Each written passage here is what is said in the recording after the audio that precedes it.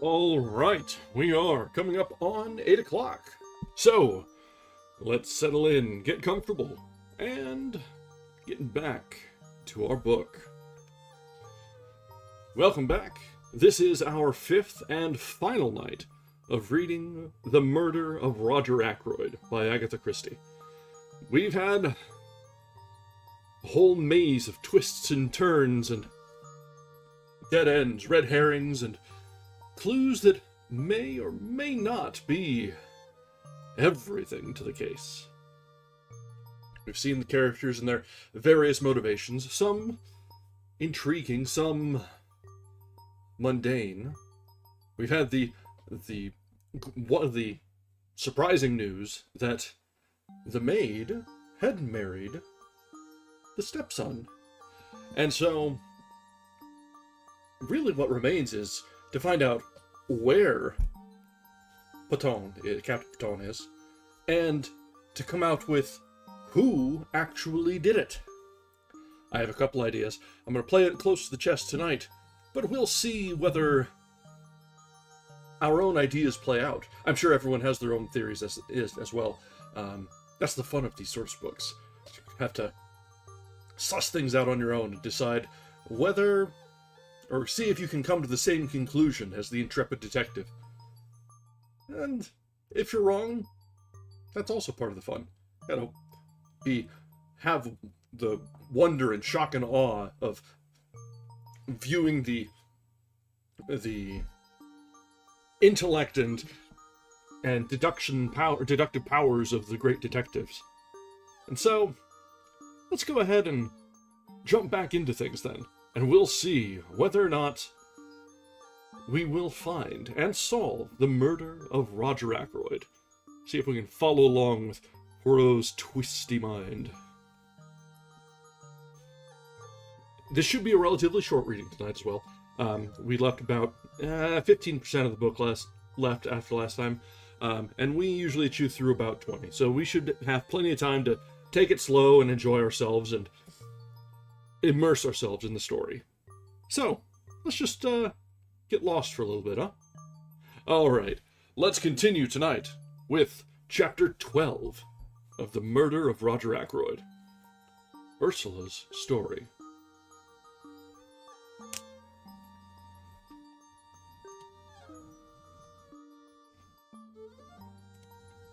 For a moment or two, the girl looked mutely at Poirot. Then, her reserve breaking down completely, she nodded her head once and burst into an outburst of sobs. Caroline pushed past me, and putting her arm round the girl, patted her on the shoulder.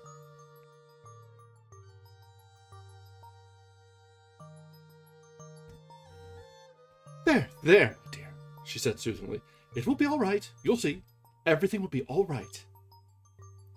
Buried under curiosity and scandal-mongering, there is a lot of kindness in Caroline.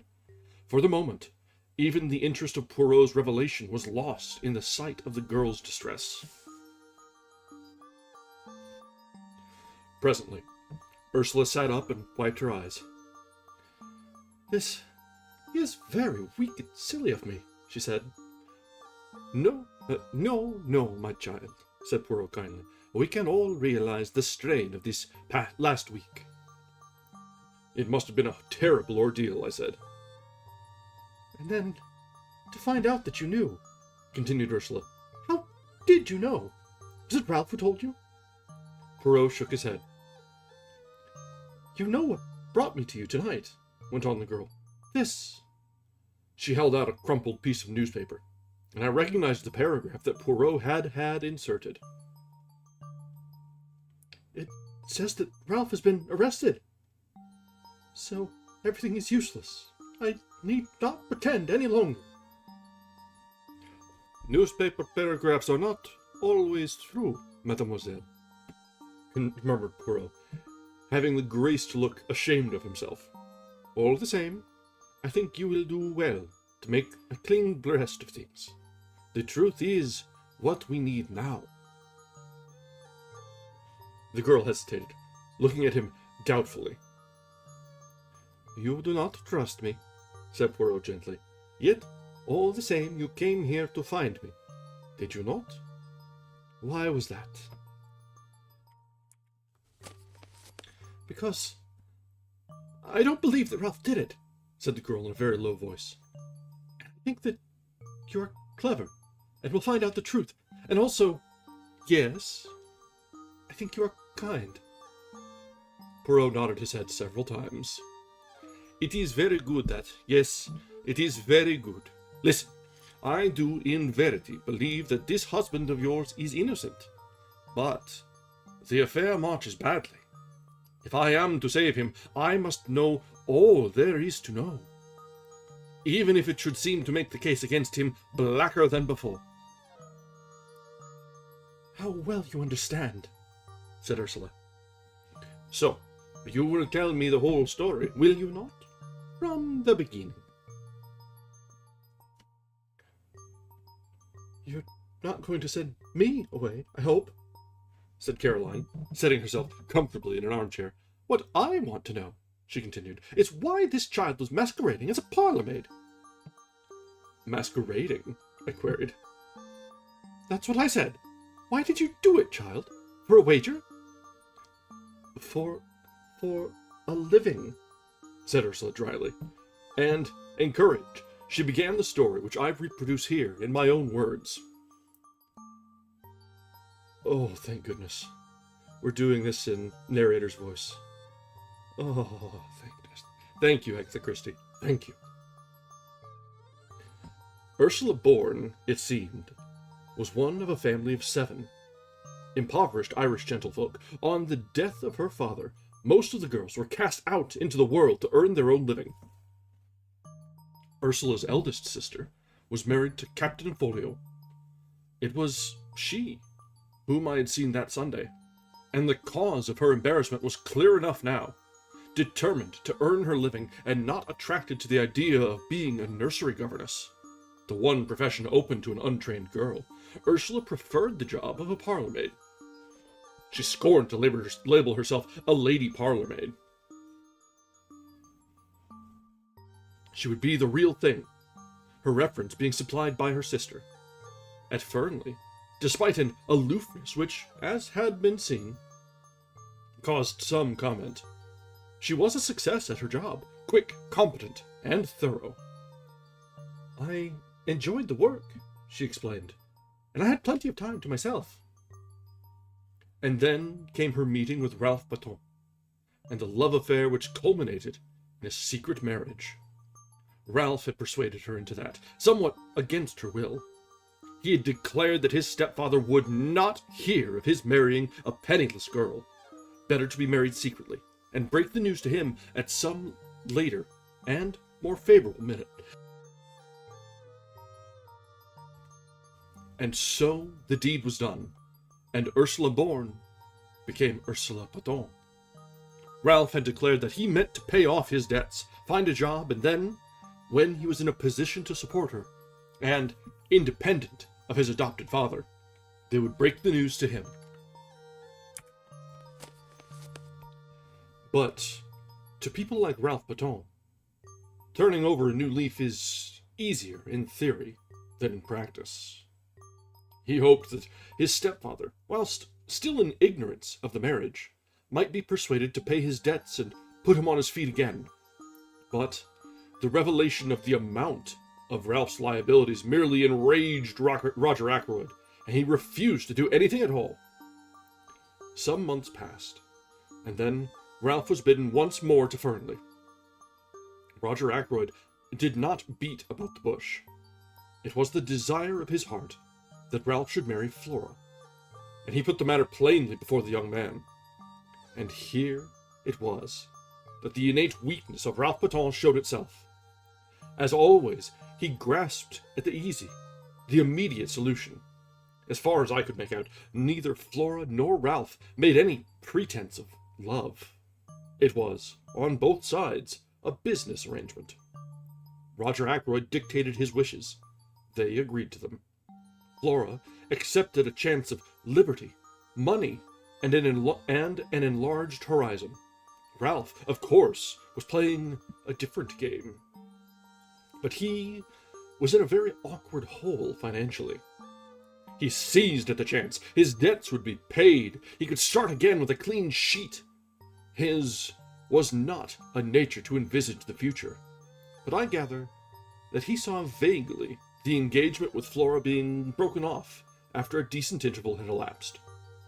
Both Flora and he stipulated that it should be kept a secret for the present. He was anxious to conceal it from Ursula. He felt instinctively that her nature, strong and resolute, with an inherent distaste for duplicity, was not one to welcome such a course. Then came the crucial moment when Roger Ackroyd, always high-handed, decided to announce the engagement.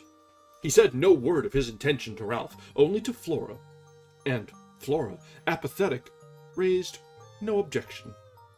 On Ursula, the news fell like a bombshell. Summoned by her, Ralph came hurriedly down from town. They met in the wood, where part of their conversation was overheard by my sister. Ralph implored her to keep silent for a little while longer. Ursula was equally determined to have done with concealments. She would tell Mr. Ackroyd the truth without any further delay. Husband and wife parted acrimoniously. Ursula, steadfast in her purpose, sought an interview with Roger Ackroyd that very afternoon, and revealed the truth to him. Their interview was a stormy one. It might have been even more stormy had not Roger Ackroyd been already obsessed with his own troubles. It was bad enough, however. Ackroyd was not the kind of man to forgive the deceit that had been practiced upon him. His rancor was mainly directed to Ralph, but Ursula came in for her share, since he regarded her as a girl who had deliberately tried to entrap the adopted son of a very wealthy man. Unforgivable things were said on both sides. That same evening, Ursula met Ralph by appointment in the small summer house, stealing out from the house by the side door in order to do so. Their interview was made up of reproaches on both sides. Ralph charged Ursula with having irretrievably ruined his prospects by her ill-timed revelation. Ursula reproached Ralph with his duplicity. They parted at last. A little over half an hour later came the discovery of Roger Ackroyd's body. Since that night, Ursula had neither seen nor heard from Ralph.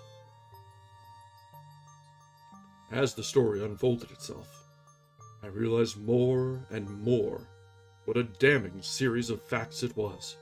Alive, Ackroyd could hardly have failed to alter his will.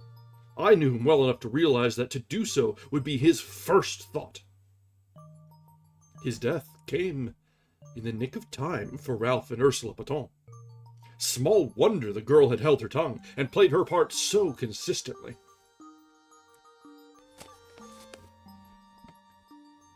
My meditations were interrupted. It was Poirot's voice speaking, and I knew from the gravity of his tone that he, too, was fully alive to the implications of the position.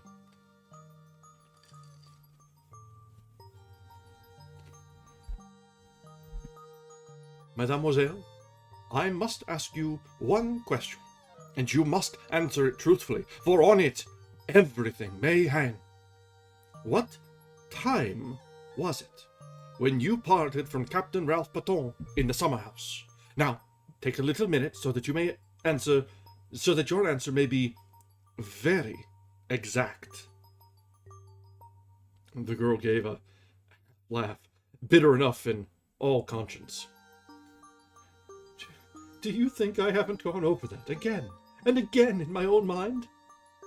It was just 9:30 when I went out to meet him. Major Blunt was walking up and down the terrace, so I had to go round through the bushes to avoid him. It must have been about 27 minutes to 10 when I reached the summer house. Ralph was waiting for me. I was with him 10 minutes, not longer, for it was just 9:45 when I got back to the house. I saw now the insistence of her question the other day. If only Ackroyd could have been proved to have been killed before 10:15, and not after. I saw the reflection of that thought in Poirot's next question. Who left the summer house first? I did. Leaving Ralph Patton in the summer house? Yes, but you don't think... Mademoiselle, it is of no importance what I think. What did you do when you got back to the house? I went up to my room. And stayed there until when? Until about 10 o'clock. Is there anyone who can prove that? Prove? I was in my room. You mean... Oh, no, sure, but surely... Oh, see? They might think... I saw the dawning horror in her eyes. Poirot finished the sentence for her. That it was you who entered by the window and stabbed Mr. Ackroyd as he sat in his chair? Yes, they might think just that. Nobody but a fool would think any such thing, said Caroline indignantly. She patted Ursula on the shoulder. The girl had hidden her face in her hands. Horrible, she was murmuring. Horrible. Caroline gave her a friendly shake. Don't worry, my dear, she said. Monsieur Poirot doesn't think that, really. As for that husband of yours, I don't think much of him, and I tell you so candidly. Running away and leaving you to face the music.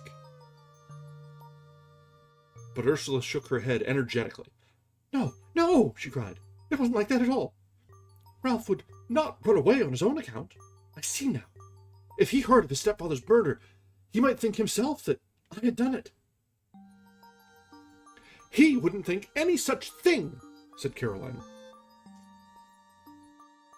I was so cruel to him that night, so hard and bitter. I wouldn't listen to what he was trying to say, wouldn't believe that he really cared. I just stood there, telling him what I thought of him, and saying the coldest, cruelest things that came to my mind, trying my best to hurt him. Do him no harm, said Caroline. Never worry about what you say to a man. They're so conceited that they never believe you mean anything, if it's unflattering. Ursula went on, nervously twisting and untwisting her hands. When the murder was discovered and he didn't come forward, I was terribly upset. Just for a moment I wondered. But then I knew he couldn't. He couldn't. But I wished he would step forward and say openly that he'd had nothing to do with it. I knew that he was very fond of Dr. Shepherd, and I fancied that perhaps Dr. Shepherd might know where he was hiding. She turned to me. That's why I said what I did to you that day. I thought, if you knew where he was, you might pass on the message to him. I exclaimed. Why should James know where he was? Demanded Caroline sharply. It was very unlikely, I know, admitted Ursula, but Ralph had often spoken of Dr. Shepherd, and I knew that he would be likely to consider him as his best friend in King's Abbot. My dear child, I said, I have not the least idea where Ralph Patton is at the present moment.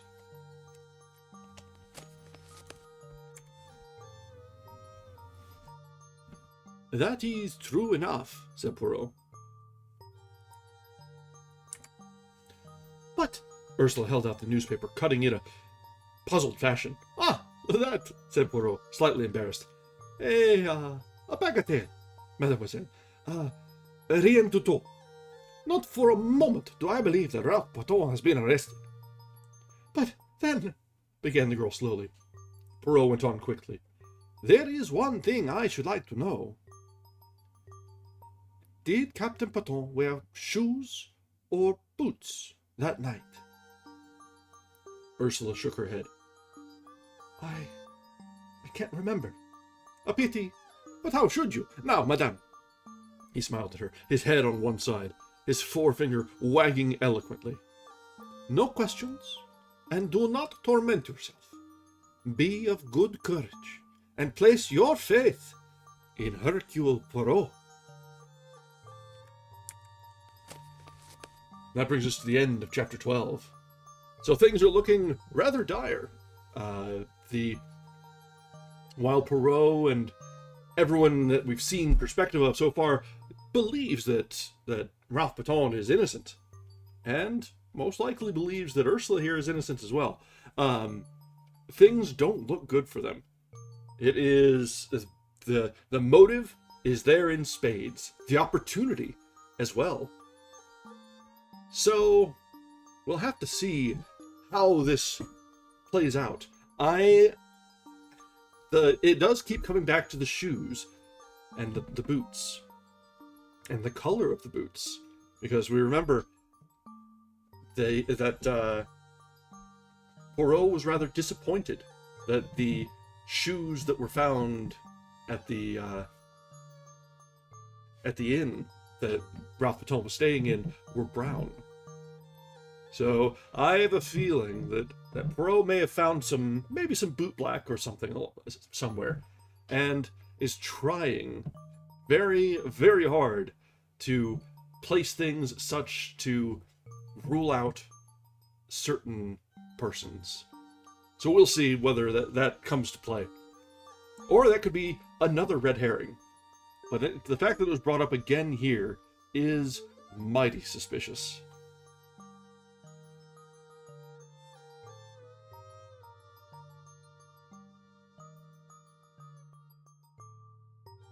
All right, let's go ahead and continue on now with chapter 23.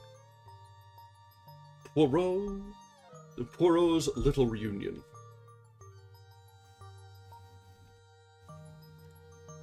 "And now," said Caroline, rising, "that child is coming upstairs to lie down. Don't you worry, my dear Monsieur Poirot. Don't you worry, my dear. Monsieur Poirot will do everything he can for you. Be sure of that." "I ought to go back to Fernley," said Ursula uncertainly. But Caroline silenced her protests with a firm hand. "Nonsense! You're in my hands for the time being. You'll stay here for the present. Anyway, Monsieur Poirot?"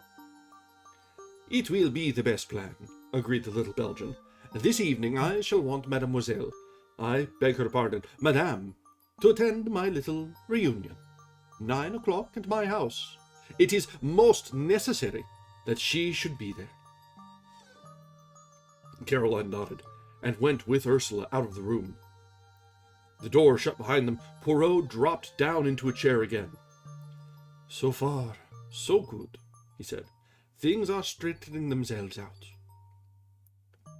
"They're just getting to look blacker and blacker against Ralph Paton," I observed gloomily. Poirot nodded. "Yes, that is so. But it was to be expected, was it not?" I looked at him, slightly puzzled by the remark. He was leaning back in the chair, his eyes half closed, the tips of his fingers just touching each other. Suddenly, he sighed and shook his head. "What is it?" I asked. "It is that there are moments when a great longing for my friend Hastings comes over me. That is the friend of whom I spoke to you, the one who resides now in the Argentine. Always, when I have had a big case, he has been by my side, and he has helped me. Yes, often he has helped me. For he had a knack, that one, of stumbling over the truth unawares, without noticing it himself. Bien entendu.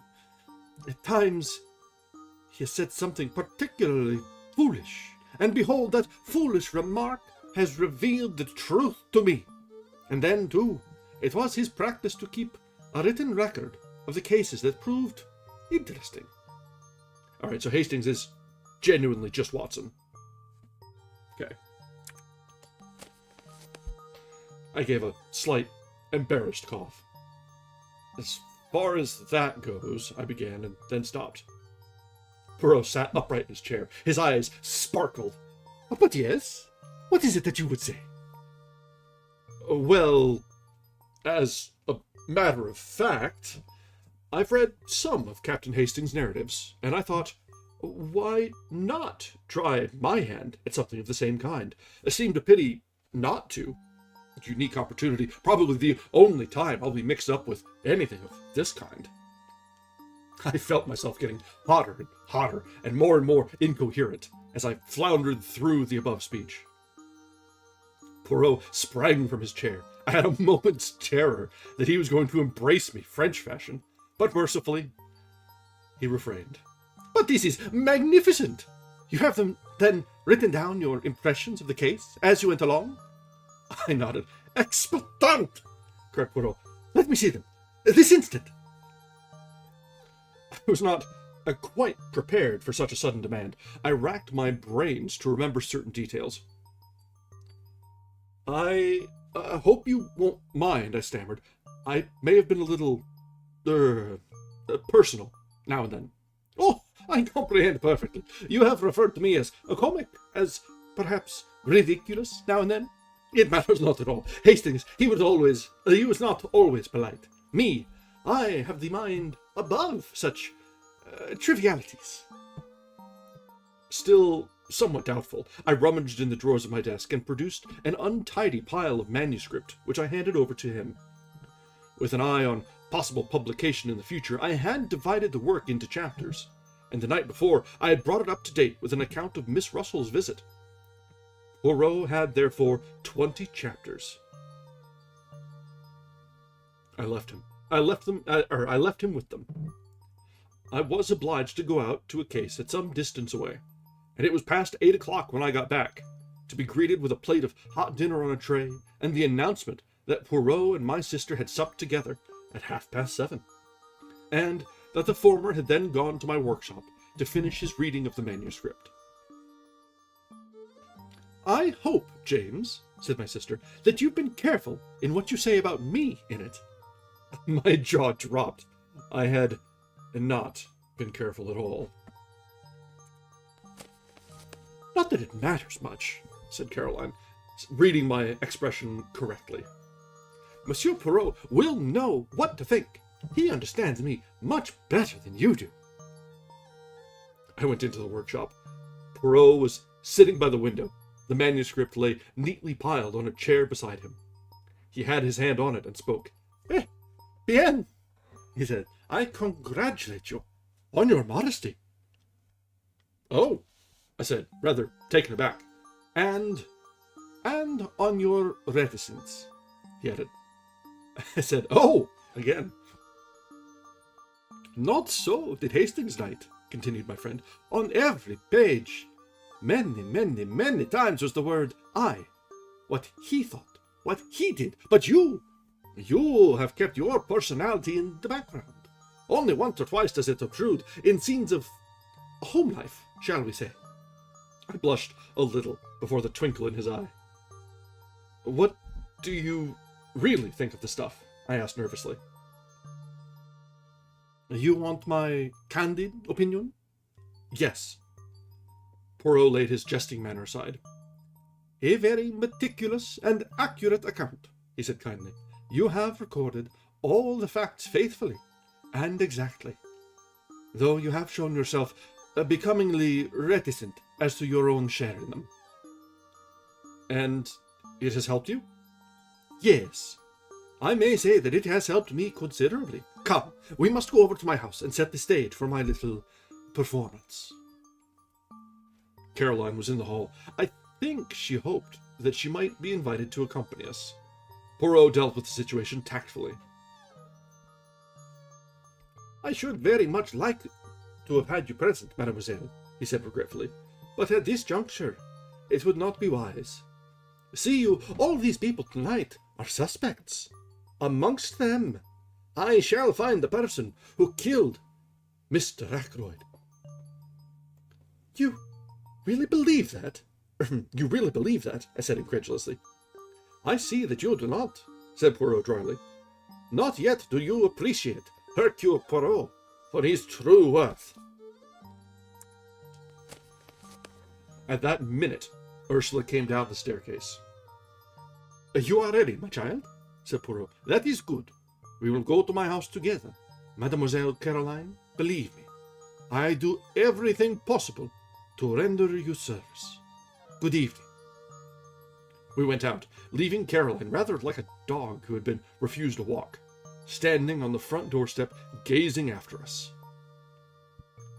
The sitting room at the Larches had been got ready.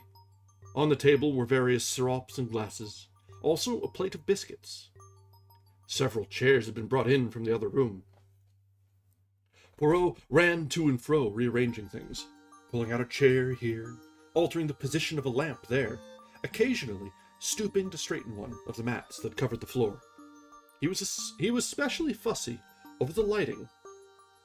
The lamps were arranged in such a way as to throw a clear light on the side of the room where the chairs were grouped, at the same time leaving the other end of the room, where I presumed Poirot himself would sit, in a dim twilight. Ursula and I watched him. Presently a bell was heard. "They arrive," said Poirot. "Good. All is in readiness." The door opened, and the party from Fernley filed in.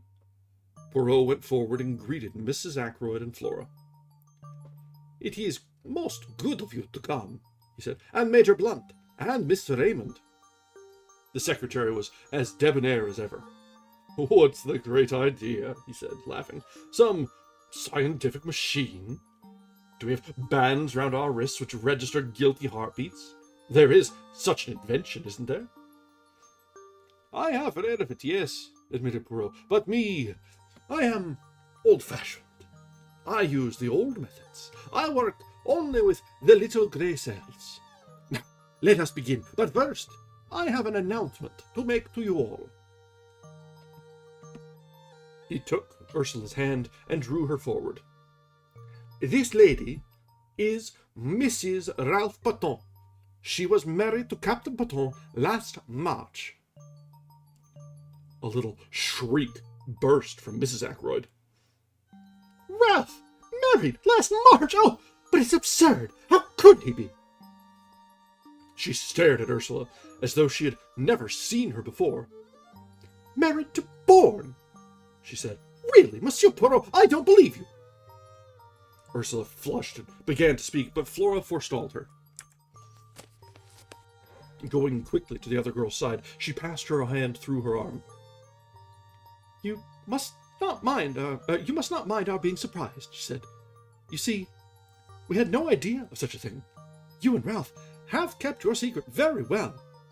I am very glad about it." "You are very kind, Miss Ackroyd," said Ursula in a low voice, "and you have every right to be exceedingly angry. Ralph behaved very badly, especially to you." "Oh, you needn't worry about that," said Flora, giving her arm a consoling little pat. "Ralph was in a corner, and took the only way out. I should probably have done the same in his place. I do think he might have trusted me with the secret, though. I wouldn't have let him down." Poirot rapped gently on a table, and cleared his throat significantly. "The board meeting's going to begin," said Flora. "Monsieur Poirot hints that we mustn't talk. Just tell me one thing. Where is Ralph? You must know if anyone does." "But I don't," cried Ursula, almost in a wail. "That's just it. I don't." "Isn't he detained at Liverpool?" asked Raymond. "It said so in the paper." "He is not at Liverpool," said Poirot shortly. "In fact," I remarked, "no one knows where he is." "Excepting Hercule Poirot, eh?" said Raymond. Poirot replied seriously to the other's banter. "Me? I know everything. Remember that." Geoffrey Raymond lifted his eyebrows. "Everything?" he whistled. "That's a tall order." "Do you mean to say you can really guess where Ralph Patton is hiding?" I asked incredulously. "You call it guessing. I call it knowing, my friend." "In Grantchester?" I hazarded. "No," replied Poirot gravely, "not in Grantchester." He said no more, but at a gesture from him, the assembled party took their seats. As they did so, the door opened once more, and 2 other people came in and sat down near the door. They were Parker and the housekeeper. "The number is complete," said Poirot. "Everyone is here." There was a ring of satisfaction in his tone, and with the sound of it, I saw a ripple of something like uneasiness pass over all those faces grouped at the other end of the room. There was a suggestion in all this as of a trap that had closed. Poirot read from a list in an important manner. Mrs. Ackroyd, Miss Flora Ackroyd, Major Blunt, Mr. Geoffrey Raymond, Mrs. Ralph Baton, John Parker, Elizabeth Russell. He laid the paper down on the table. "What's the meaning of all this?" began Raymond. "The list I have just read," said Poirot, "is a list of suspected persons. Every one of you present had the opportunity to kill Mr. Ackroyd." With a cry, Mrs. Ackroyd sprang up, her throat working. "I don't like it," she wailed. "I don't like it. I would much prefer to go home." "You cannot go home, madame," said Poirot sternly, "until you have heard what I have to say." He paused a moment, then cleared his throat. "I will start at the beginning. When Miss Ackroyd asked me to investigate the case, I went up to Fernley Park with the good Dr. Shepherd. I walked with him along the terrace, where I was shown the footprints on the window-sill. From there, Inspector Raglan took me along the path which leads to the drive. My eye was caught by a little summer-house, and I searched it thoroughly. I found 2 things, a scrap of starched white cambric and an empty goose-quill. The scrap of cambric immediately suggested to me a maid's apron.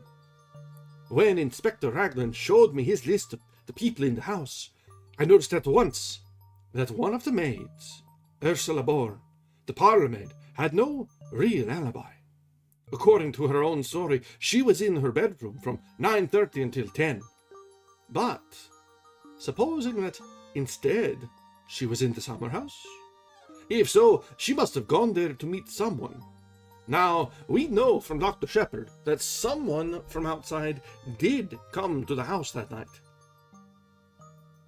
The stranger whom we met just by the gate. At the first glance, it would seem that our problem was solved, and that the stranger went to the summer house to meet Ursula Bourne. It was fairly certain that he did go to the summer house because of the goose quill. That suggested at once, to my mind, a taker of drugs, and one who had acquired the habit on the other side of the Atlantic, where sniffing snow is more common than in the country. The man whom Dr. Shepherd met had an American accent, which fitted with that supposition. But I was held up by one point. The times did not fit. Ursula Bourne could certainly not have gone to the summer house before 9:30, whereas the man must have got there by a few minutes past 9. I could, of course, assume that he waited there for half an hour. The only alternative supposition was that there had been 2 separate meetings in the summer house that night. Bien, as soon as I went into that alternative, I found several significant facts. I discovered that Miss Russell, the housekeeper, had visited Dr. Shepherd that morning, and had displayed a good deal of interest in cures for victims of the drug habit. Taking that in conjunction with the goose quill, I assumed that the man in question came to Fernley to meet the housekeeper, and not Ursula Bourne. Who, then, did Ursula Bourne come to the rendezvous to meet? I was not long in doubt. First, I found a ring. A wedding ring, with "from R" and a date inside it. Then, I learnt that Ralph Baton had been seen coming up the path which led to the summer house at 25 minutes past 9. And I also heard of a certain conversation which had taken place in the wood near the village that very afternoon. A conversation between Ralph Patton and some unknown girl. So I had my facts succeeding each other in a neat and orderly manner. A secret marriage, an engagement announced on the day of the tragedy, the stormy interview in the wood, and the meeting arranged for the summer house that night. Incidentally, this proved to me one thing, that both Ralph Patton and Ursula Bourne, or Patton, had the strongest motives for wishing Mr. Ackroyd out of the way. It also made one other point unexpectedly clear. It could not have been Ralph Patton who was with Mr. Ackroyd in the study at 9:30. So, we come to another and most interesting aspect of the crime. Who was it in the room with Mr. Ackroyd at 9:30? Not Ralph Patton, who was in the summer house with his wife. Not Charles Kent, who had already left.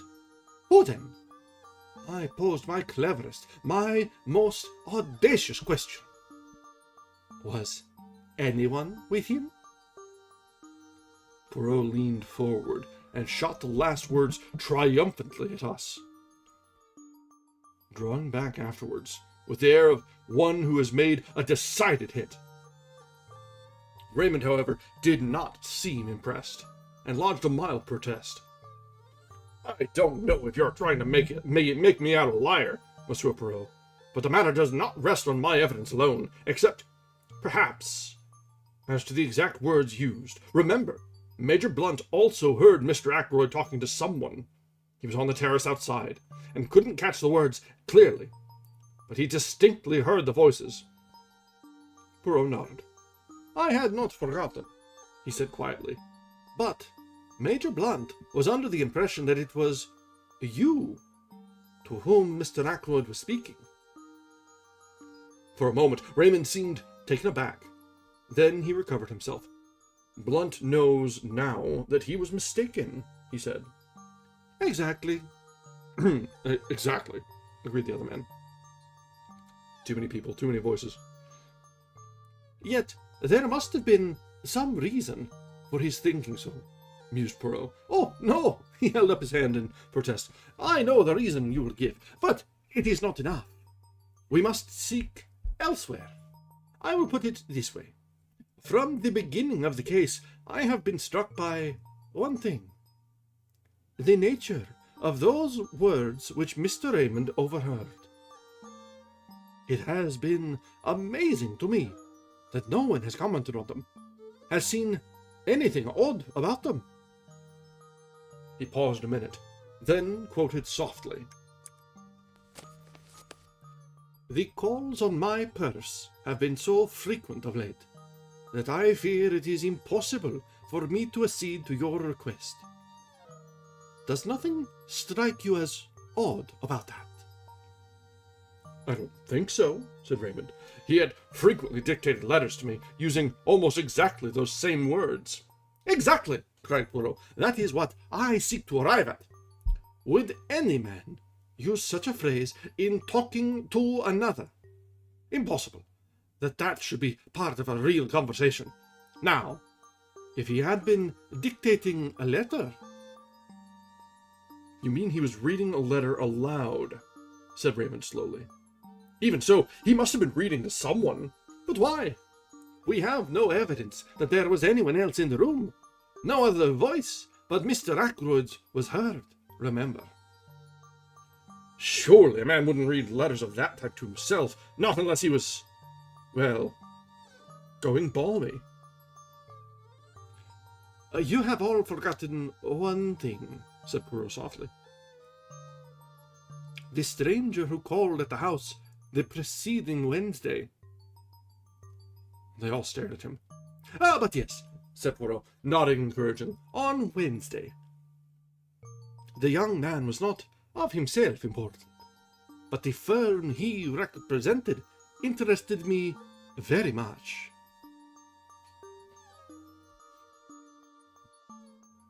The dictaphone company, gasped Raymond. I see it now. The dictaphone. That's what you think? Poirot nodded. Mr. Ackroyd had promised to invest in a dictaphone, you remember. Me! I had the curiosity to inquire of the company in question. Their reply is that Mr. Ackroyd did purchase a dictaphone from their representative. Why he concealed the matter from you, I do not know. He must have meant to surprise me with it, murmured Raymond. He had quite a childish love of surprising people, meant to keep it up his sleeve for a day or so. Probably was playing with it like a new toy. Yes, it fits in. You're quite right. No one would use quite those words in casual conversation. It explains, too, said Poirot, why Major Blunt thought it was you who were in the study. Such scraps as came to him were fragments of dictation, and so his subconscious mind deduced that you were with him. His conscious mind was occupied with something quite different. The white figure he had caught a glimpse of. He fancied it was Miss Ackroyd. Really, of course, it was Ursula Bourne's white apron he saw as she was stealing down to the summer house. Raymond had recovered from his first surprise.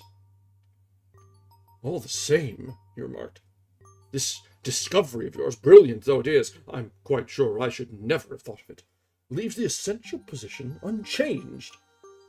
Mr. Ackroyd was alive at 9:30, since he was speaking into the dictaphone. It seems clear that the man Charles Kent was really off the premises by then. As to Ralph Patton, he hesitated, glancing at Ursula. Her color flared up, but she answered steadily enough. Ralph and I parted just before 9:45. He never went near the house. I am sure of that. He had no intention of doing so. The last thing on earth he wanted was to face his stepfather. He would have funked it badly. It isn't that I doubt your story for a moment, explained Raymond. I've always been quite sure Captain Patton was innocent. But one has to think of a court of law and the questions that would be asked. He is in a most unfortunate position. But if he were to come forward... Poirot interrupted. That is your advice, yes? That he should come forward? Certainly, if you know where he is. I perceive that you do not believe that I do know. And yet, I have told you just now that I know everything. The truth of the telephone call, of the footprints on the windowsill, of the hiding place of Ralph Patton. Where is he? Said Blunt sharply. Not very far away, said Poirot, smiling. In Cranchester? I asked. Poirot turned towards me. Always you ask me that. The idea of Cranchester, it is with you an idea fixe. No, he is not in Cranchester. He is there. He pointed a dramatic forefinger. Everyone's heads turned. Ralph Patton was standing in the doorway.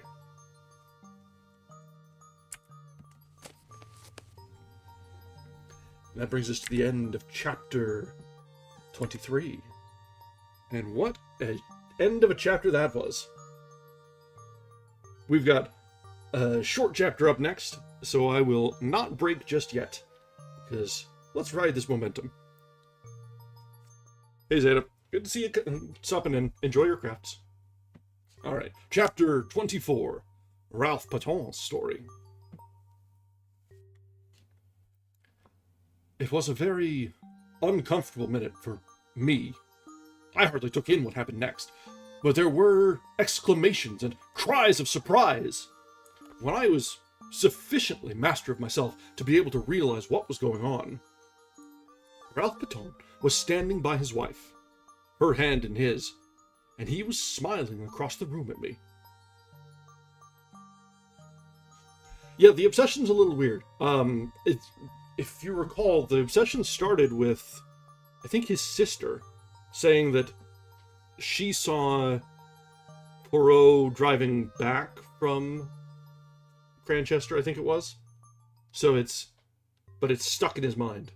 We'll see whether anything comes of that, because it keeps coming up more and more and more, so it's interesting. All right. Perrault, too, was smiling, and at the same time shaking an eloquent finger at me. Have I not told you, at least 36 times, that it is useless to conceal things from Hercule Poirot? He demanded. That in such a case, he finds out. He turned to the others. One day, you remember, we held a little seance about the table, just the 6 of us. I accused the other 5 persons present of concealing something from me. 4 of them gave up their secret. Dr. Shepherd did not give up his. But all along, I have had my suspicions. Dr. Shepherd went to the 3 Boars that night, hoping to find Ralph. He did not find him there, but supposing, I said to myself, that he met him in the street on his way home. Dr. Shepherd was a friend of Captain Poton's, and he had come straight from the scene of the crime. He must know that things looked very black against him. Perhaps he knew more than the general public did. I did, I said ruefully. I suppose I might as well make a clean breast of things now. I went to see Ralph that afternoon. At first, he refused to take me into his confidence. But later, he told me about his marriage, and the hole he was in. As soon as the murder was discovered, I realized that once the facts were known, suspicion could not fail to attach to Ralph, or, if not to him, to the girl he loved. That night, I put the facts plainly before him. The thought of having, possibly, to give evidence which might incriminate his wife made him resolve at all costs to... I hesitated, and Ralph filled up the gap. To do a bunk, he said graphically. You see, Ursula left me to go back to the house. I thought it possible that she might have attempted to have another interview with my stepfather. He had already been very rude to her that afternoon. It occurred to me that he might have so insulted her, in such an unforgivable manner, that without knowing what she was doing... He stopped. Ursula released her hand from his and stepped back. You thought that... Ralph! You actually thought that I might have done it?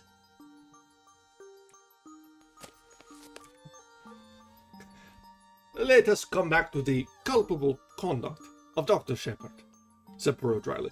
Dr. Shepherd consented to do what he could to help him. He was successful in hiding Captain Poton from the police. Where? Asked Raymond. In his own house? Oh, no, indeed, said Perrault. You should ask yourself the question that I did. If the good doctor is concealing the young man, what place would he choose? It must necessarily be somewhere near at hand. I think of Manchester. A hotel? No. Lodgings? Even more empathetically, no. Where then? Oh, I have it. A nursing home. A home for the mentally unfit. I test my theory. I invent a nephew with mental trouble. I consult Mademoiselle Shepherd as to suitable homes. She gives me the names of 2 near Cranchester to which her brother has sent patients. I make inquiries. Yes, at one of them a patient was brought there by the doctor himself early on Saturday morning. That patient, though known by another name, I had no difficulty in identifying as Captain Poton. After certain necessary formalities, I was allowed to bring him away. He arrived at my house in the early hours of yesterday morning.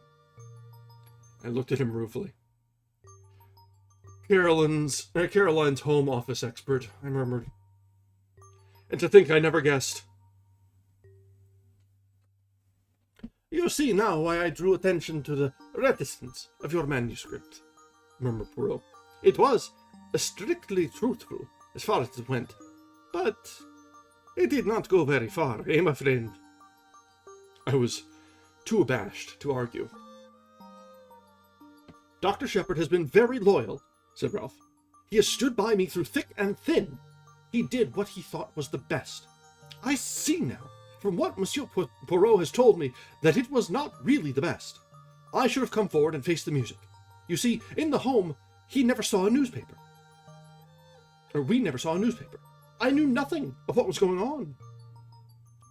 Dr. Shepherd has been a model of discretion, said Poirot dryly. But me, I discover all the little secrets. It is my business. Now we can have your story of what happened that night, said Raymond impatiently. You know it already, said Ralph.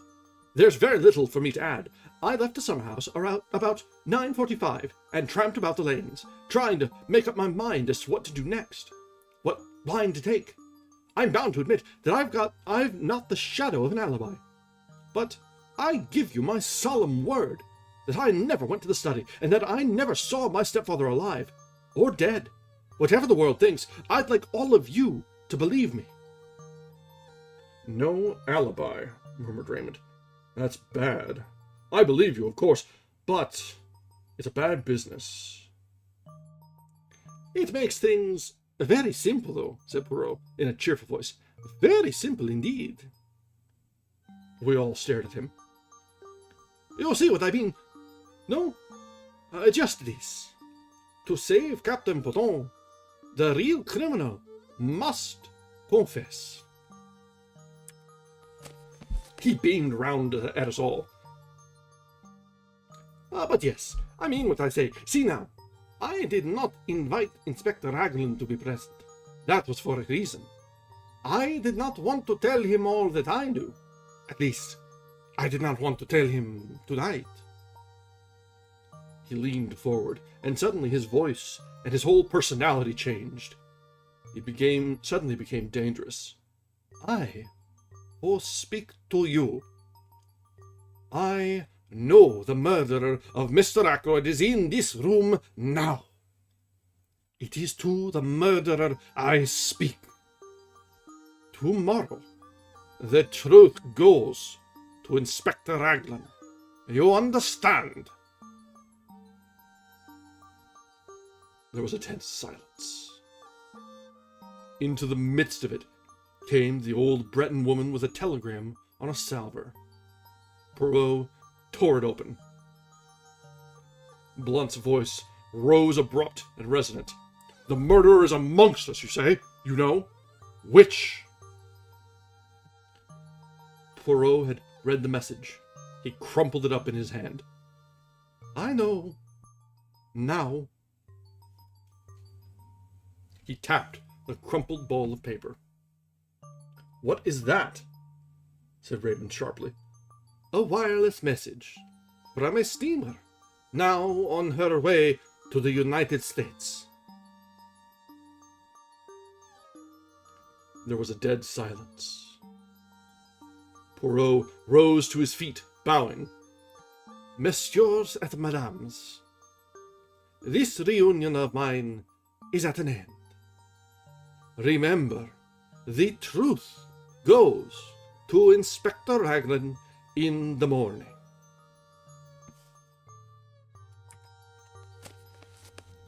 And that brings us to the end of chapter 24. Well, we've seen Poirot show his other colors a couple times so far. It really was during both of the meetings that he's held, as he's confronting the suspects. He shows another side to himself that is a little bit more stern. He can be manipulative in how he presents himself a lot of times, where he sort of invites underestimation. But when he means to, he can find some steel in him. Alright, let's go ahead and take a few minutes. There's not much left for us to get to tonight. I think there's 3 chapters remain. So let's go ahead and stretch our legs, top up our drinks, and we'll be back in just a little bit when we get down to the final revelations. As soon as we're back.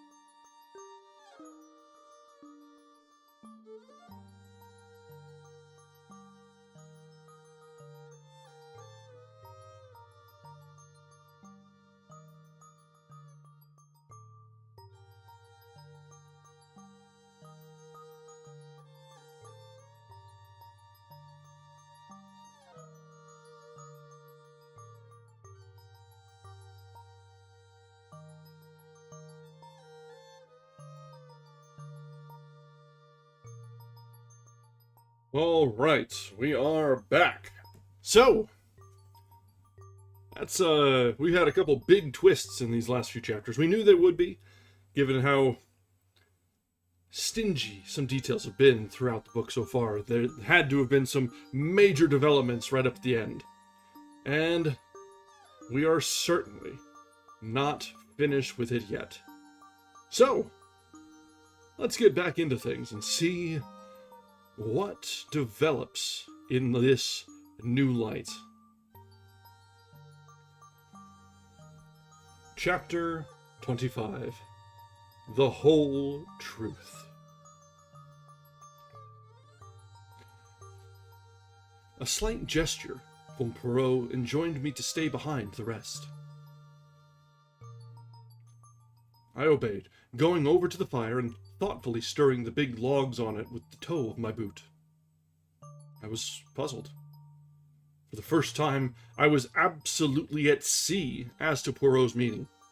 For a moment, I was inclined to think that the scene I had just witnessed was a gigantic piece of bombast, that he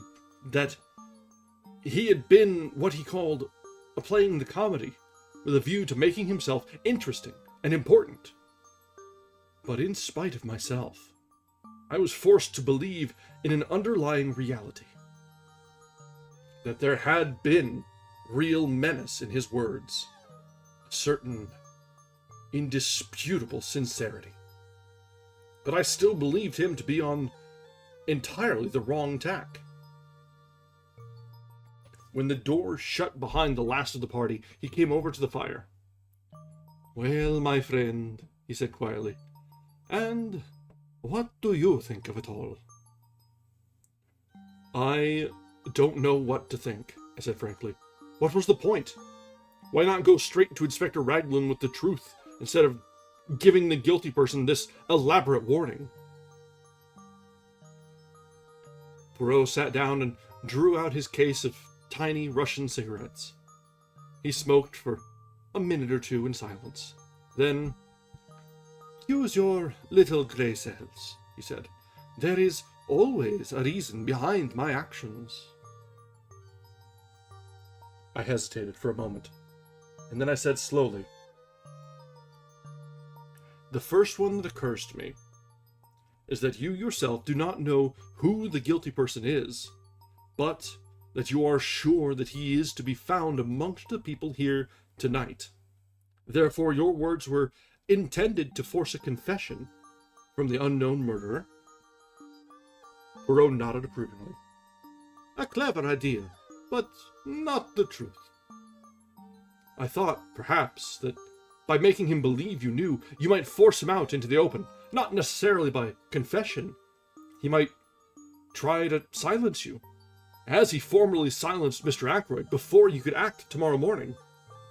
A trap with myself as the bait? Merci, mon ami, but I am not sufficiently heroic for that."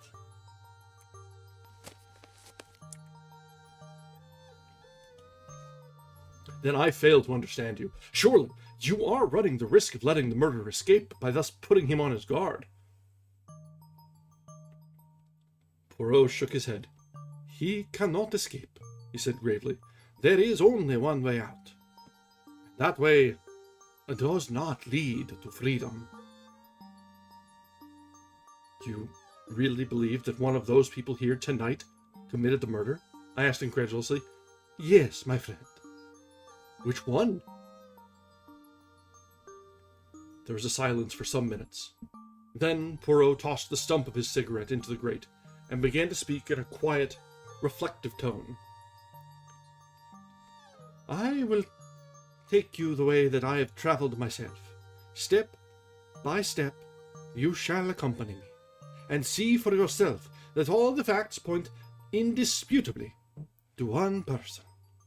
Now, to begin with, there were two facts and one little discrepancy in time, which especially attracted my attention. The first fact was the telephone call. If Ralph Patton were indeed the murderer, the telephone call became meaningless and absurd. Therefore, I said to myself, Ralph Patton is not the murderer. I satisfied myself that the call could not have been sent by anyone in the house. Yet, I was convinced that it was amongst those present on the fatal evening that I had to look for my criminal. Therefore, I concluded that the telephone call must have been sent by an accomplice. I was not quite pleased with that deduction, but I let it stand for the minute. I next examined the motive for the call. That was difficult. I could only get it by judging its result, which was that the murder was discovered that night, instead of, in all probability, the following morning. You agree with that? Yes, I admitted.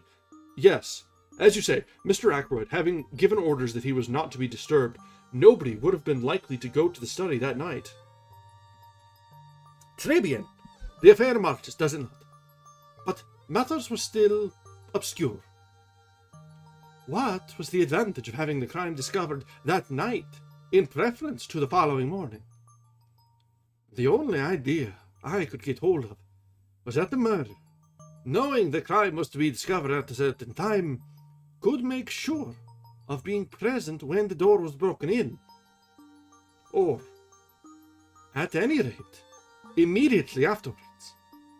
And now we come to the second fact. The chair pulled out from the wall. Inspector Raglan dismissed that as of no importance. I, on the contrary, have always regarded it as of supreme importance. In your manuscript, you have drawn a neat little plan of the study. If you had it with you this minute, you would see that... Hang on. I've got something for this. Hang on. Boom.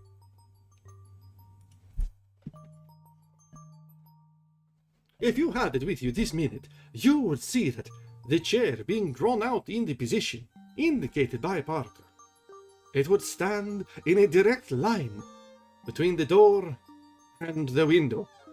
The window, I said quickly.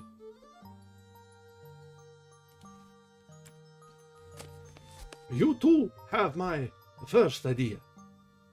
I imagined that the chair was drawn out so that something connected with the window should not be seen by anyone entering through the door. But I soon abandoned that supposition. For though the chair was a grandfather with a high back, it obscured very little of the window. Only the part between the sash and the ground. No, mon ami. But remember that just in front of the window there stood a table with books and magazines upon it. Now, that table was completely hidden by the drawn-out chair, and immediately I had my first shadowy suspicion of the truth.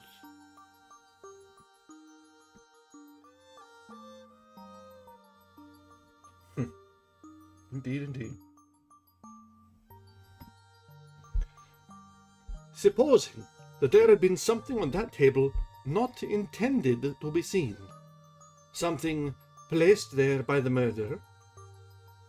As yet, I had no inkling of what that something might be, but I knew certain very interesting facts about it.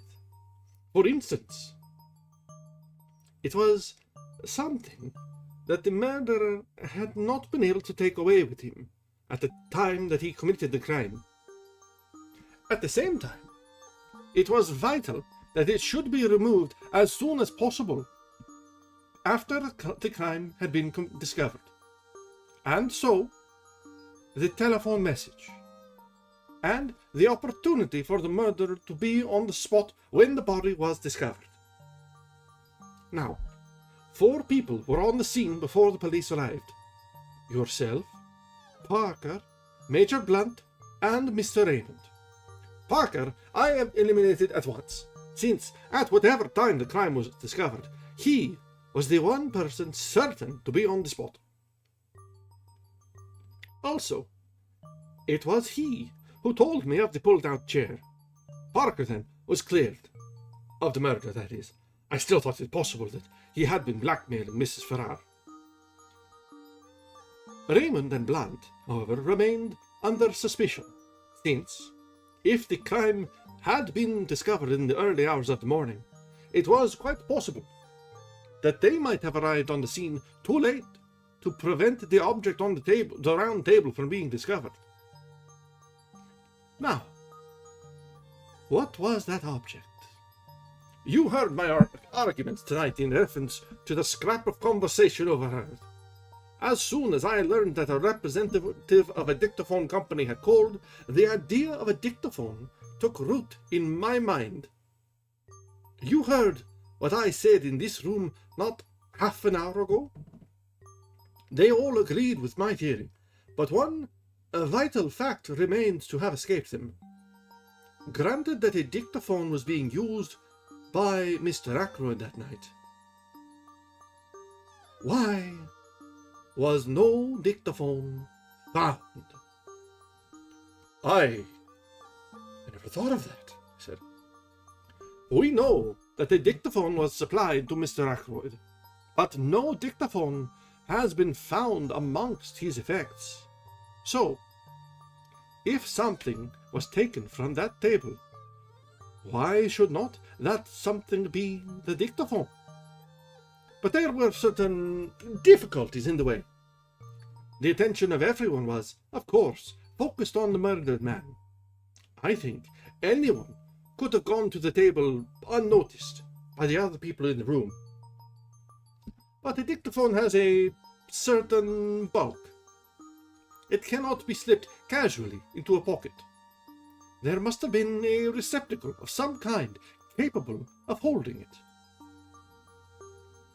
You see where I am arriving. The figure of the murderer is taking shape. A person who was on the scene straight away, but who might not have been if the crime had been discovered the following morning. A person carrying a receptacle into which the dictaphone might be fitted.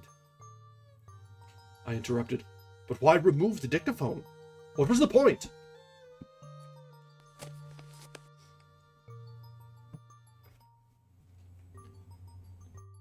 You are like Mr. Raymond.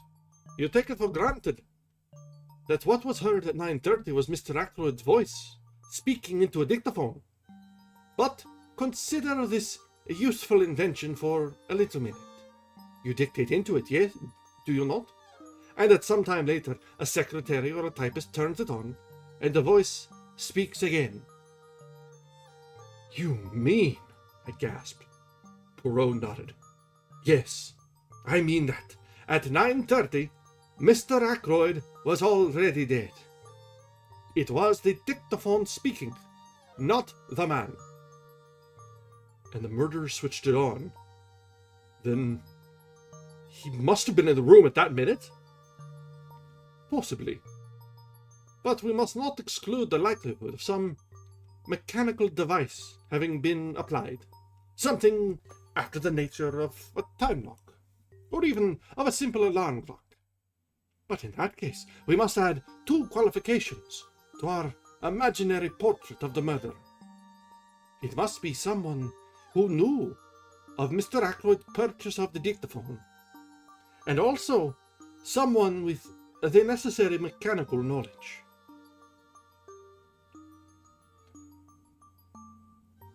I had got this thus far in my own mind when we came to the footprints on the window ledge. Here, there were three conclusions open to me.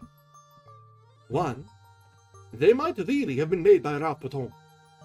He had been at Fernley that night, and might have climbed into the study and found his uncle dead there. That was one hypothesis. Two, there was the possibility that the footmarks might have been made by somebody else who happened to have the same kind of studs in his shoes. But the inmates of the house had shoes soled with crepe rubber. And I decline to believe in the coincidence of someone from the outside having the same kind of shoes as Ralph Patton wore. Charles Kent, as we know from the barmaid of the Dog and Whistle, had on a pair of boots, clean dropping off him. 3. Those prints were made by someone deliberately trying to throw suspicion on Ralph Botton. To test this last conclusion, it was necessary to ascertain certain facts. One pair of Ralph's shoes had been obtained from the Three Boars by the police.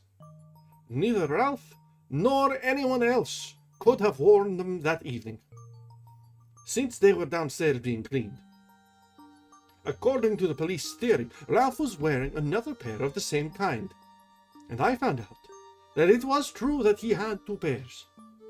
Now, for my theory to be proved correct, it was necessary for the murderer to have worn Ralph's shoes that evening, in which case Ralph must have been wearing yet a third pair of shoes, of footwear of some kind. I could hardly suppose that he would bring 3 pairs of shoes all alike. The third pair of footwear were most likely to be boots.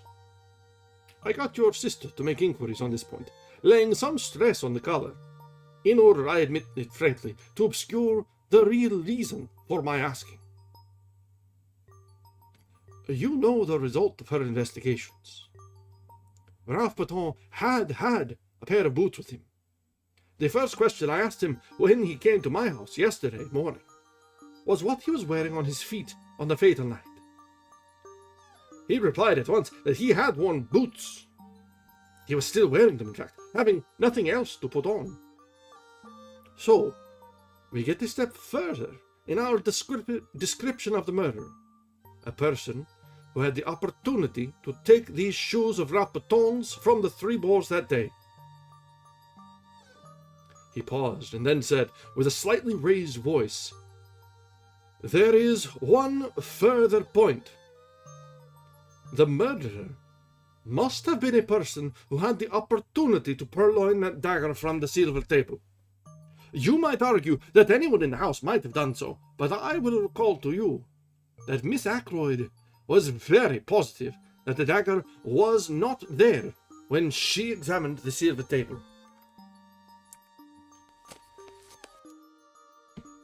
He paused again. "Let us recapitulate. Now that is all clear.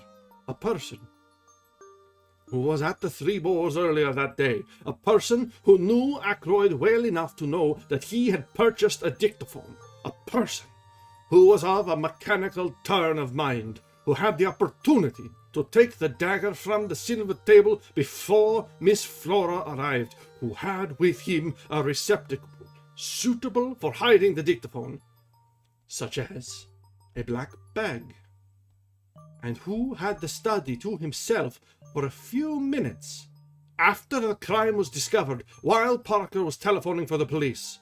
In fact, Dr. Shepard."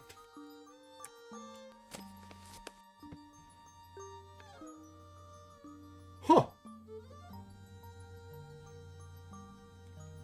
Well, that's... Huh. Okay. I will admit, that was not on my bingo card for the evening.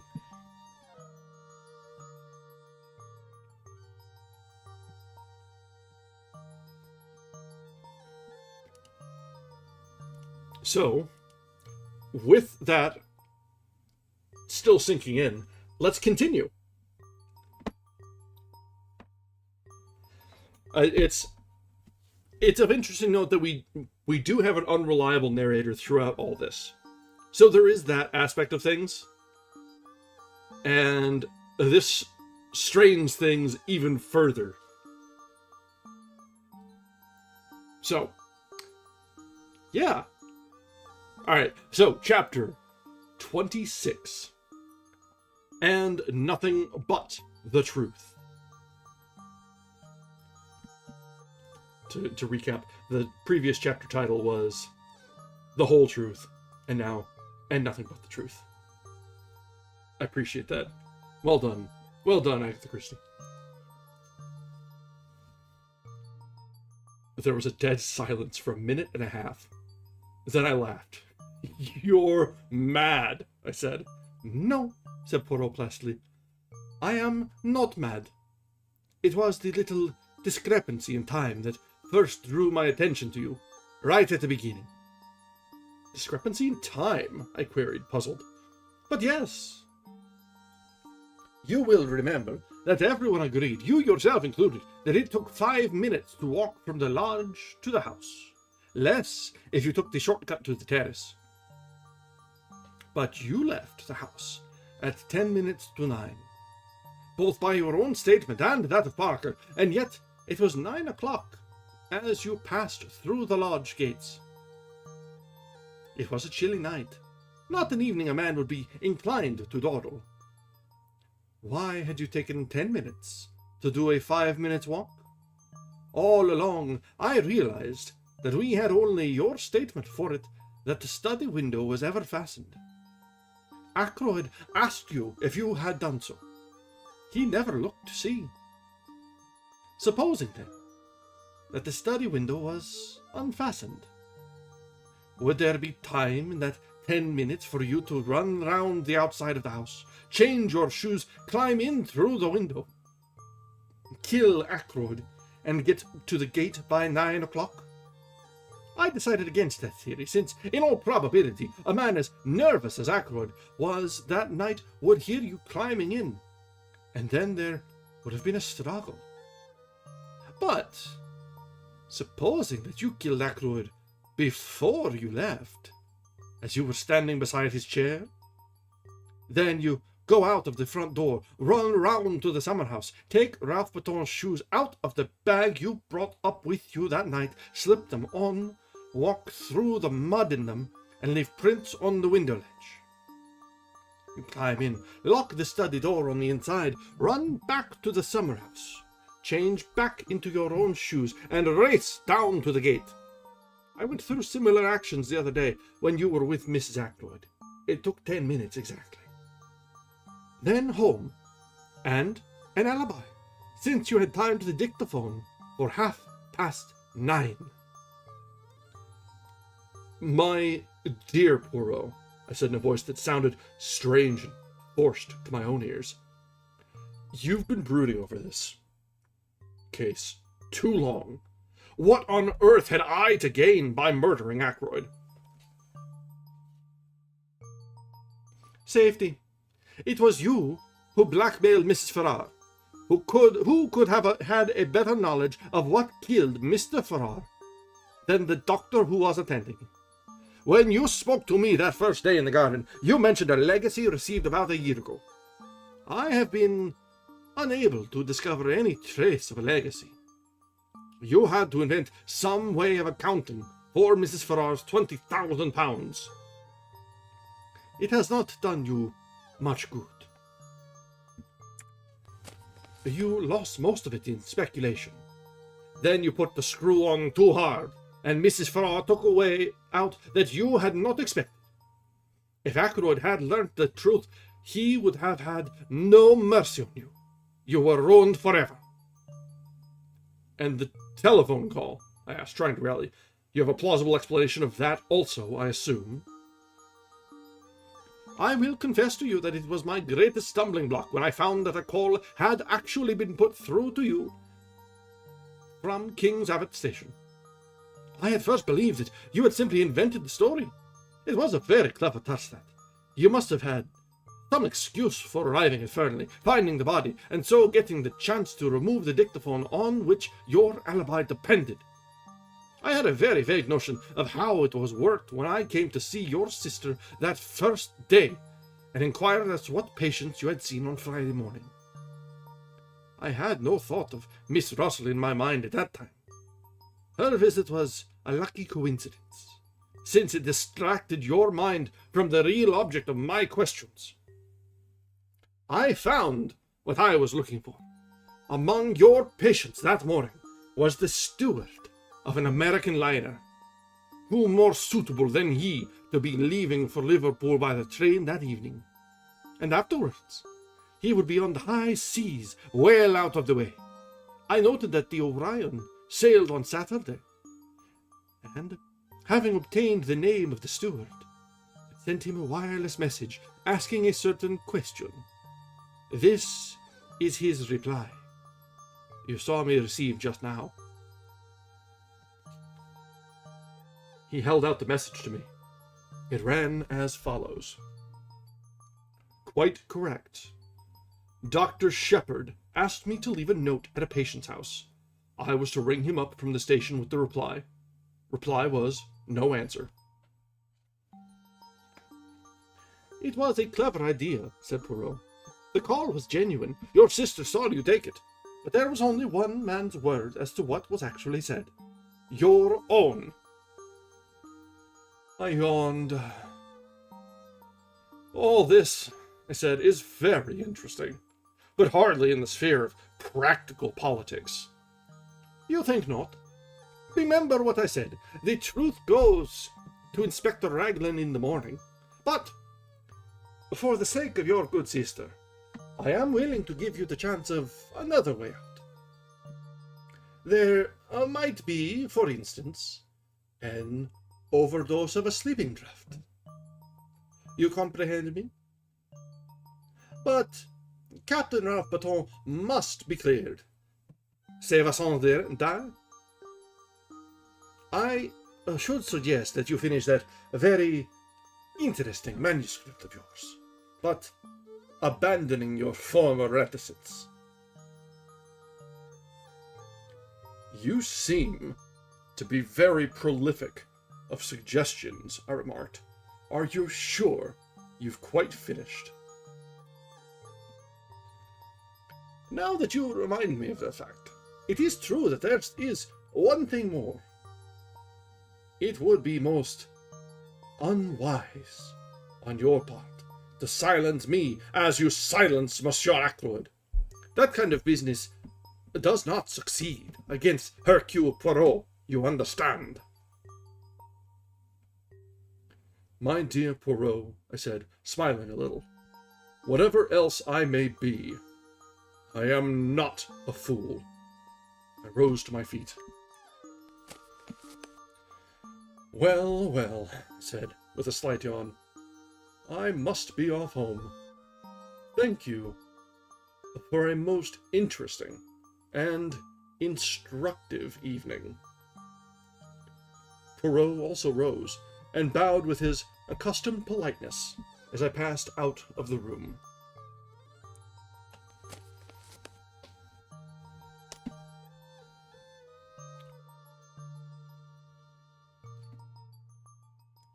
That brings us to the final chapter. Chapter 27. Apologia.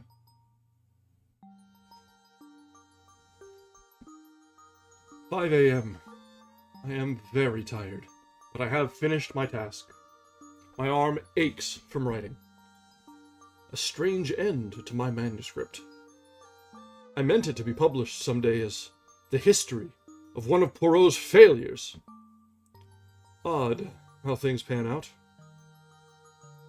All along I've had a premonition of disaster. From the moment I saw Ralph Baton and Mrs. Farrar with their heads together, I thought then that she was confiding in him. As it happened, I was quite wrong there. But the idea persisted, even after I went into the study with Ackroyd that night, until he told me the truth. Poor old Ackroyd. I'm always glad that I gave him a chance. I urged him to read the letter before it was too late. Or, let me be honest, didn't I subconsciously realize that with a pig-headed chap like him, it was my best chance of getting him not to read it? His nervousness that night was interesting, psychologically. He knew danger was close at hand, and yet he never suspected me. The dagger was an afterthought.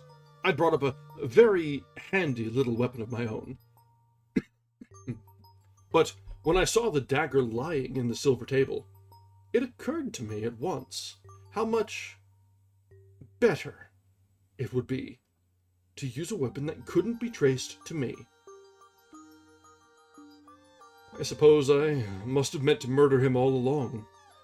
As soon as I heard of Mrs. Farrar's death, I felt convinced that she would have told him everything before she died. When I met him, and he seemed so agitated, I thought that perhaps he knew the truth, but that he couldn't bring himself to believe it, and was going to give me the chance of refuting it. So I went home and took my precautions. If the trouble were, after all, only something to do with Ralph, well, no harm would have been done. The dictaphone he had given me 2 days before to adjust, something had gone a little wrong with it, and I persuaded him to let me have a go at it, instead of sending it back. I did what I wanted to it. I took it up with me in my bag that evening. I am rather pleased with myself as a writer. What could be neater, for instance, than the following? The letters were brought in at 20 minutes to 9. I was just on 10 minutes to 9 when I left him, the letter still unread. I hesitated, with my hand on the door handle, looking back and wondering if there was anything I had left undone. All true, you see. But suppose I had put a row of stars after the first sentence. Would somebody then have wondered what exactly happened in that blank 10 minutes? When I looked round the room from the door, I was quite satisfied. Nothing had been left undone. The dictaphone was on the table by the window, timed to go off at 9:30. The mechanism of that little device was rather clever, based on the principle of an alarm clock, and the armchair was pulled out so as to hide it from the door. I must admit that it gave me rather a shock to run into Parker just outside the door. I have faithfully recorded that fact. Then later, when the body was discovered, I had sent Parker to telephone for the police. What a judicious use of words. I did what little had to be done. It was quite little, just to shove the dictaphone into my bag and push back the chair against the wall in its proper place. I never dreamed that Parker would have noticed that chair. Logically, he ought to have been so agog over the body as to be blind to everything else. But I hadn't reckoned with the trained servant complex. I wish I could have known beforehand that Flora was going to say she'd seen her uncle alive at 9:45. That puzzled me more than I can say. In fact, all through the case there have been things that puzzled me hopelessly. Every one seems to have taken a hand. My greatest fear all through had been Caroline. I fancied she might guess. Curious the way she spoke that day of my strain of weakness. Well, she will never know the truth. There is, as Poirot said, one way out. I can trust him. He and Inspector Raglan will manage it between them. I should not like Caroline to know. She is fond of me. And then, too, she is proud. My death will be a grief to her, but grief passes. When I have finished writing, I shall enclose this whole manuscript in an envelope and address it to Poirot. And then, what shall it be? Verona? There would be a kind of poetic justice. Not that I take any responsibility for Mrs. Farrar's death. It was the direct consequence of her own actions. I feel no pity for her. I have no pity for myself, either. So let it be Verona. But I wish Hercule Poirot had never retired from work and come here to grow vegetable marrows. The end. Well, that was a twist. Someone had made a comment on one of our posts for Bluesky over on Bluesky that they were amazed at the twist at the end of this one. I didn't realize, like, that itself is a spoiler, so I always try to avoid even mentioning, like, oh, there's a twist at the end of something like that. But it was so well couched and hidden among all the other twists and tangles of the story that even knowing there's a twist, I would never have guessed that it was the narrator. I'm rather old hand at unreliable narration at this point, but this takes it to an entirely different level. Very, very impressed. Well done, Miss Agatha Christie. Well done indeed.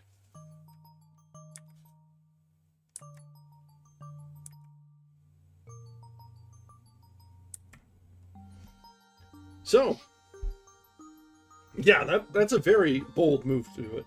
And especially it's because the whole thing was written from the first person. It was very much a tale given from a perspective that you sort of take it in as events as they're happening. But really, you're kind of, from after that last chapter, you sort of feel like, no, it's really a retell, like it's Poirot reading through the manuscript that he received after post facto. That's kind of cool. So we have here an entire manifesto rather than a novel.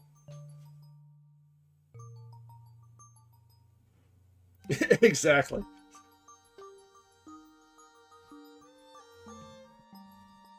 Yeah. And throughout, Poirot had never really put any sort of suspicion on the Doctor. He said that he'd been hiding something in the first meeting, but then after that, never really anything at all. He'd sort of been left to his own devices. And there were a few points when they had gone their separate ways, like when the Doctor was off doing his visits or any of the like.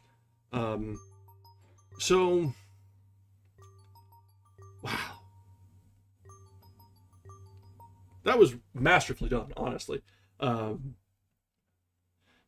The trail that was laid out was very well done. I liked how, like, we're meant to, like, not sympathize with Raymond.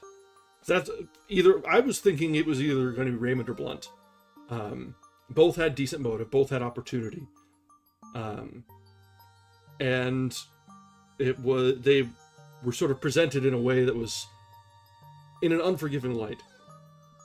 So, that was not the twist I was expecting.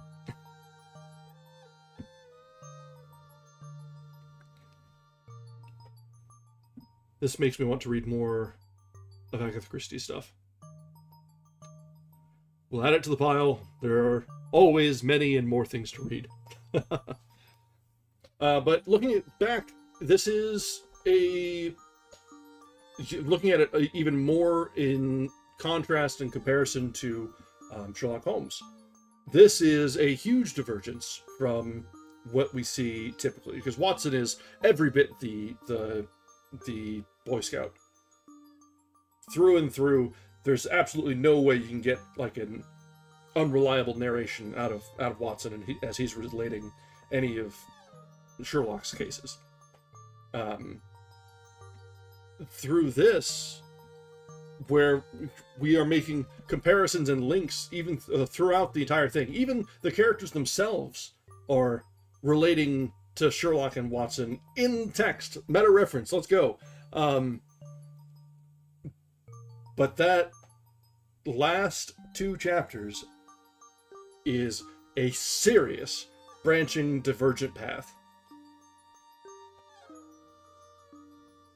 Yeah, and the motive here, the motive for the Doctor is interesting too, because it was at the very beginning, it was almost that he was dismissive of the Farrar widow having actually done anything. So it was that by itself was probably the very first red herring we had. Was the fact that he was so dismissive of the widow having killed herself or having the rumor that she had killed her husband. That is the first clue, I think, that he was just so out of hand dismissive of it. If he'd taken it a little bit more seriously, maybe it would have been a little bit less of an about face here at the end.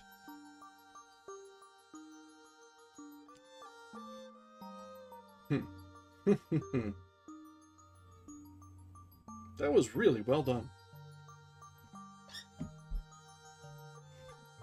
Alright, guys, so with that, we have reached the end of the Murder of Roger Ackroyd. The twist definitely surprised me. I hope it took you guys out of left field as well. Maybe not entirely as unawares as it did me. I will admit to not being too analytical of a lot of these things that we're narrating. There's only so much time for thought as I'm stream of consciousing from eyes to mouth. But yeah, we try and do what we can.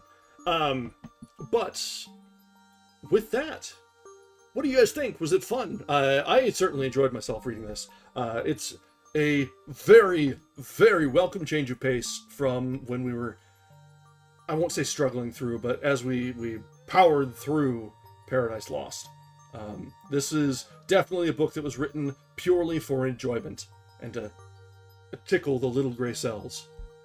And it did its job wonderfully.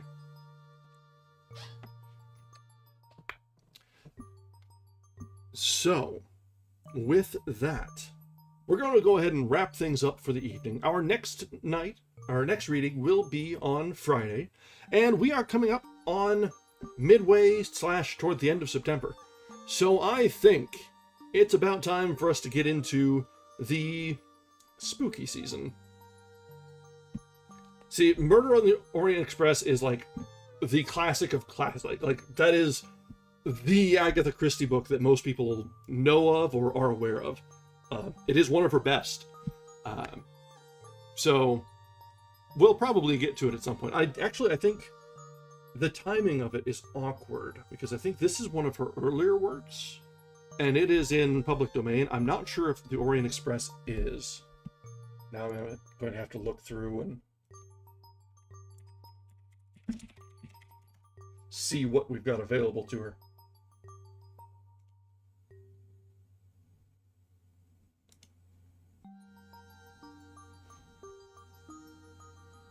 Yeah, I don't think we can get the Murder on the Orient Express yet. There are 13 works of hers in public domain on Gutenberg.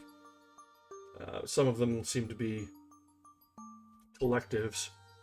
There's the Mysterious Affair at Styles, The Murder on the Links, Secret Anniversary, The Man in the Brown Suit, The Secret of Chimneys, The Big Four, The Mystery of the Blue Train, The Missing Will, Seven Dials Mystery, The Plymouth Express Affair, and The Hunter's Lodge Case. So yeah, I think this is a situation where she was active in writing right at the borderline of where things are going to be caught under copyright law. So we are a few years out of having her whole library available to us. Could we maybe not have 100 years of copyright? That's not strictly necessary. Really now?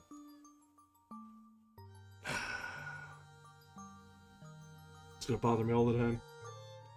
That's right, she's Dame.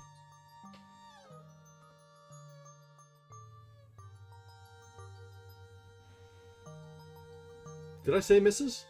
I don't remember if I had. Huh.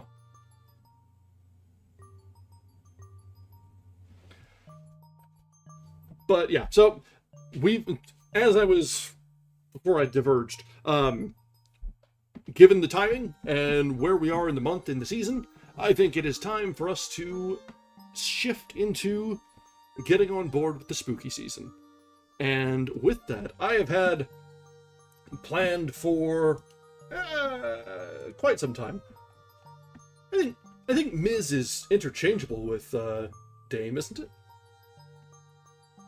I'm not sure, honestly.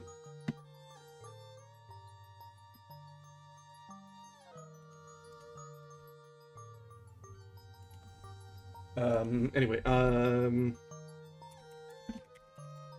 our plan, actually, was to go ahead and jump straight into one of the great classics of the genre. We're going into Bram Stoker's Dracula, starting on Friday. That'll be our next. Yeah, Dame is the equivalent of Sir. It's for a knighted individual of the feminine persuasion.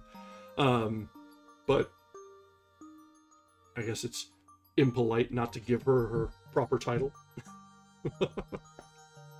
But yeah, so we'll be starting up with the classic of classics of horror here, Bram Stoker's Dracula, starting on Friday, and we will see where we go from there. I'm not sure how long this is. It may take us well into October, and you know what? It is worth it. So worth it. And I don't think I've actually read this in its original text. I've got a copy of it. Well, that gives me the idea. Do I want to read the paper copy or pull up the e-reader here? I will admit, when we did our marathon stream back in July, it about murdered my wrist holding the book for as long as we did to try and get a proper reading or angle while still getting face tracking going on. So we'll probably do the EPUB, but there is a certain charm to having a nice leather-bound copy of a good book on hand. So we'll see. I might, since we're not going to be doing marathons, a 2-hour stretch is probably doable. We'll see. We'll see. I've got a couple days to see whether or not my wrist will be up to the task. But until then, let's go ahead and call it, and, well, not even really a very early evening. It's almost 10. Let's go ahead and wrap up tonight.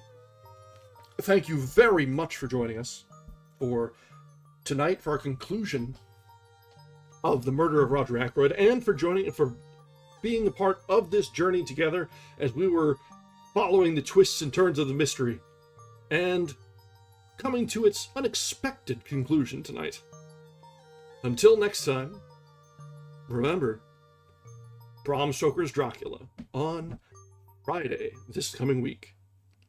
Until then, have a wonderful evening. Thank you very much for joining us. If you have not, I encourage you to drop a like on the stream, maybe a subscription to the channel, and we'll see you next time. Have a good night, everyone. Thank you.